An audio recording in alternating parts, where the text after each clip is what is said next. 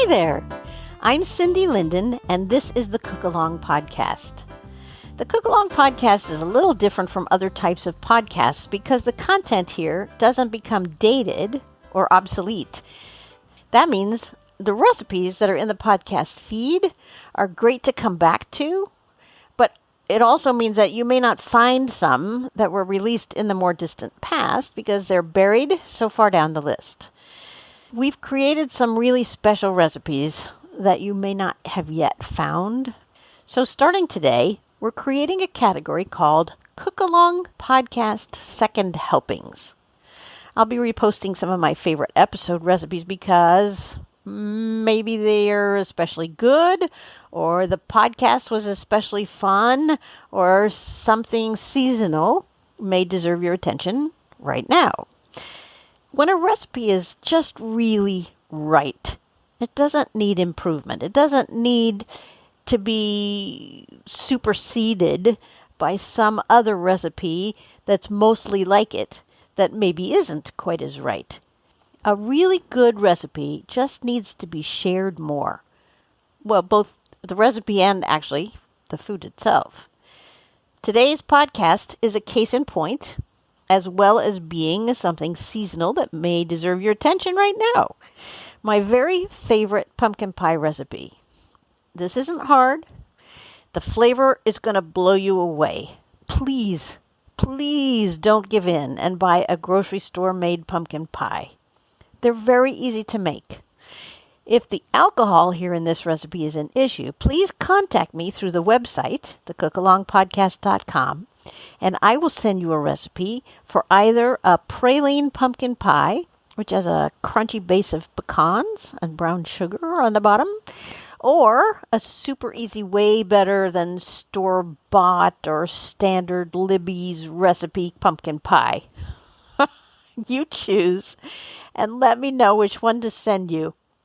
Without more preamble, here is my mostest, favoritist, can't get enough pumpkin pie recipe from back in November of 2018. Hi there! I'm Cindy Linden, and this is the Cookalong podcast. And where I am today, it's cool and windy and rainy, and that puts me in the mood to make my favorite pumpkin pie recipe. And I am going to see some friends this evening, and one of them is gluten-free. So I'm going to do a little unconventional thing and bake it without a crust. But I'm going to tell you how to do it with the crust because it's exactly the same, except you have to make the crust first. So here are the do-aheads. You need to preheat your oven to 375. And if you're going to use a crust, go to my easy pie crust recipe on the website, which is thecookalongpodcast.com. You'll find it there, and you're going to modify it just slightly. When you add in the oil and the water, I would recommend, if you have any in the house, to add about a teaspoon of a flavored extract. And the ones I would recommend would be a little maple flavoring, a little rum extract, or a little brandy extract. All of those will be lovely in this pie, which is a brandied pumpkin pie with ginger whipped cream. That means that it's got booze in it, which is really not about the booze, but it is about the flavor. And brandy is a really warm, to me anyway, kind of fall flavor. Once your pie crust is made, do not bake it. Put it in the refrigerator and let it chill for about 30 minutes. If you're making it the way I am today, without a crust, you just need an 8x8 or 9x9 inch square pan. Mine is, 8x8. And you want to spray it with a little cooking spray. And the filling goes in there instead of in the pie crust. And other than that, it's exactly the same. When we finish the pie, we're going to make a special whipped cream topping. It's not that different. It's just whipped cream, but it's got some ginger in it. And I'll tell you how to do that after we get the pie made. The pie is very simple. Here are the ingredients you're going to need on hand to make this pie. The pie shell, obviously, if you're doing it that way. 15-ounce can of pumpkin. 2/3 of a cup of firmly packed brown sugar, and that can be light or dark brown sugar. 2 teaspoons of ground cinnamon, and I recommend that be good cinnamon. a teaspoon of ground ginger, half a teaspoon of salt, 1 cup of whipping cream. This is where it really dramatically alters from the kind of the pumpkin pie that's on the side of the can, is that it's whipping cream rather than canned milk. But it also has regular milk in it, so 2/3 of a cup of regular milk, 3 eggs, and 1/4 of a cup cognac or other brandy. And for the topping, just so you can be sure you have everything in the house, you need 1.5 cups of really cold, well-chilled whipping cream. And I recommend heavy whipping cream. You need about 5 tablespoons of powdered sugar and a 1/2 teaspoon of ground ginger. And then if you happen to have in your house, or if you want to pick up some crystallized ginger and chop it up, that can be a really nice addition to the whipped cream topping. There's your list. As usual, I recommend you get it all out and at least on your counter, if not measured, before you begin. And so now here we go. This is incredibly simple. You just put all that stuff for the filling together and mix it up. And you can do that in a bowl with a whisk. I am going to do it today in my food processor. And the only reason is that I think it makes it smoother. I like my pumpkin pie really creamy and smooth. So I'm going to make mine in the food processor. You can do the same thing with a blender, or you can just do it with a whisk by hand in a bowl. Any of those will create a lovely result that you'll be proud to serve. Into your bowl, put the pumpkin, and I'm going to tell you I'm not using canned pumpkin this time because I happen to have some in my freezer that I made from fresh pumpkins. So I'm using 2 1-cup packages from my freezer, and one of them is sweet meat squash, which is very like pumpkin, only a little richer and sweeter. And the other is just regular pumpkin. So it'll be kind of a mix of squashes. And if you want to know how to do that with your own pumpkin, I have a blog about it. It's really simple. And you can go to the website and look for a blog called Using That Pumpkin. And it'll show you how to make your own. However, I'm assuming that for today at least, you're using a can. So just scoop all the contents of the can into your bowl or the bowl of your food processor. On top of the pumpkin, put in 2/3 of a cup firmly packed brown sugar. I'm using the light because it's what I happen to have open. 2 teaspoons of ground cinnamon go in on top of the brown sugar.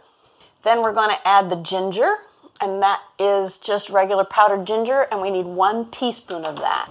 And then a 1/2 teaspoon of salt. I use sea salt, but table salt will do. I don't recommend using iodized salt if you can help it. And I'm going to tell you that with almost everything. Iodine does have a flavor to it. So if you use iodized salt, there's a little iodine taste to it. So if you use sea salt, you don't get that. And then the cream. This is the whipping cream. We're adding a cup of that to the same bowl. And then 2/3 of a cup of regular milk. What I have in my house is 2%. That's fine. Skim milk would probably be okay. Whole milk is probably also fine. Doesn't really matter. 2/3 of a cup. Add that in with the other stuff. Basically what you're doing is just adding everything on the list into your bowl. Pretty simple.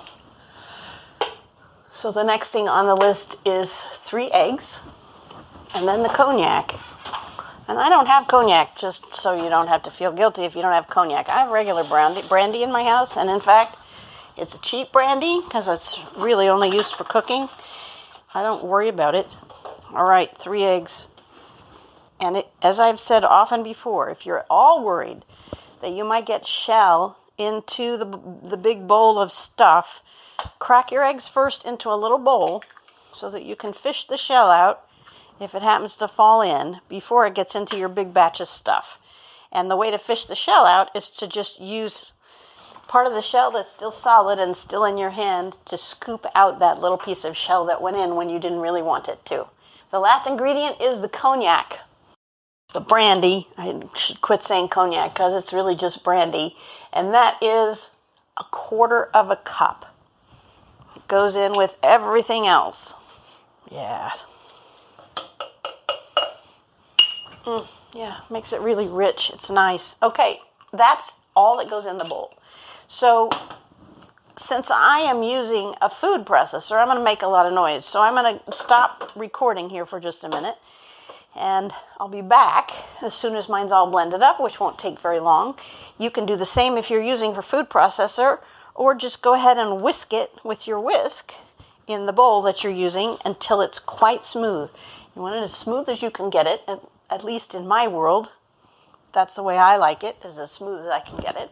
And then pour it into either your pie crust or the 8x8 square pan that you greased, and then put it in your oven at 375 and cook it for about an hour. The filling should be set, but the center should still shake slightly.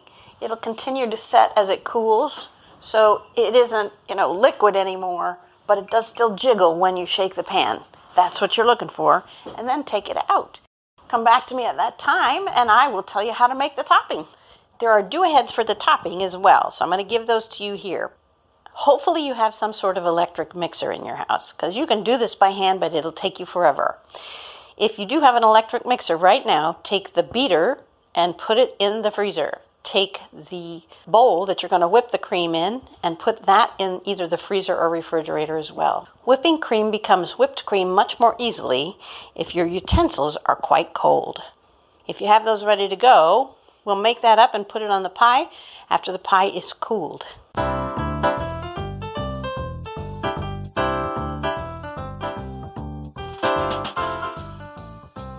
Okay, now we're going to whip some cream. Whipping cream is pretty easy. It's easiest if everything you are working with is cold. So that means the whipping cream, but it also means, as I said before the break, your tools, your bowl and your whisk attachment. So now put your chilled bowl on your mixer, and into that we're going to measure 1.5 cups of well-chilled heavy whipping cream. Shake it up before you pour it.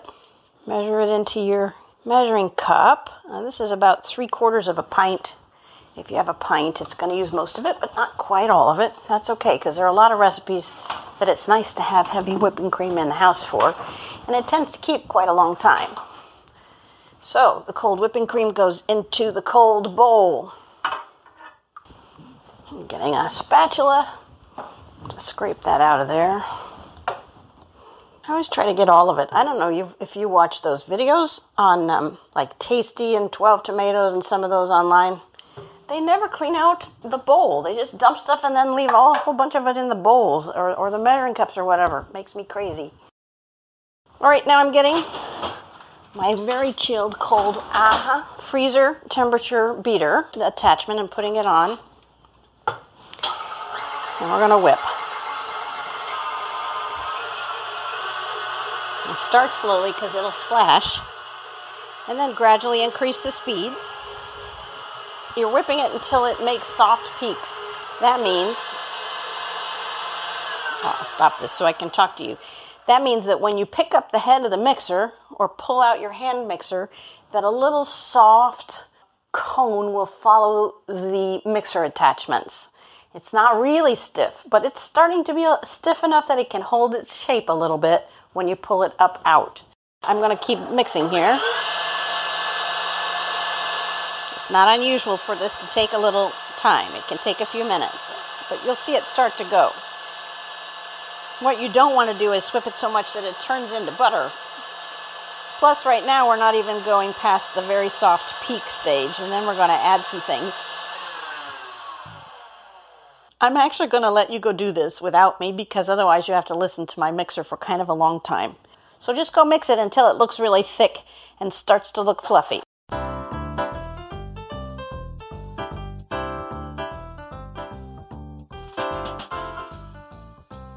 Now when I pick up the head of my mixer, there's these little tiny, lovely, soft little peaks that form.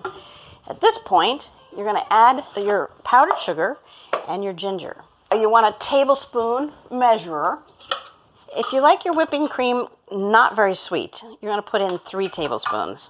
I like mine to be noticeably sweet, so I'm going to put in 5 tablespoons. And then a half teaspoon of ground ginger. I don't have any crystallized ginger in the house. If you do, this is where it goes into the mix. and you want it chopped pretty fine because you don't want really chewy stuff. Mixing that in, and just slowly so that it doesn't splatter that stuff back out. And then whip it up again. And this time we're going to whip it until it gets stiff peaks. So all of that's blending in together now. I should have taken a picture of when it was a soft peak. Let me show you. This is still kind of a soft peak. I'm going to take a picture and you'll find it on the website. And back to beating it until we get really stiff peaks.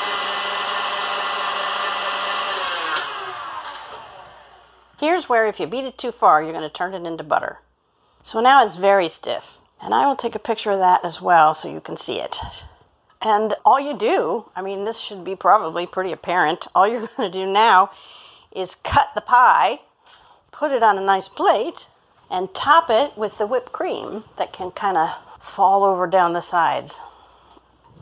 This is my favorite pumpkin pie. Now you know how to make it.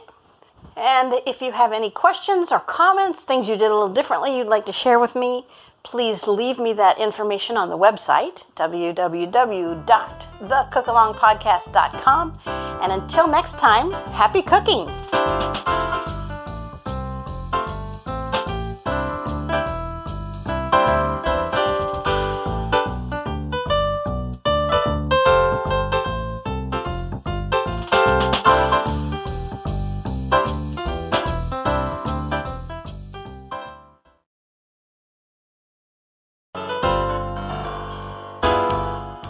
Hi there, I'm Cindy Linden, and this is the Cookalong Podcast.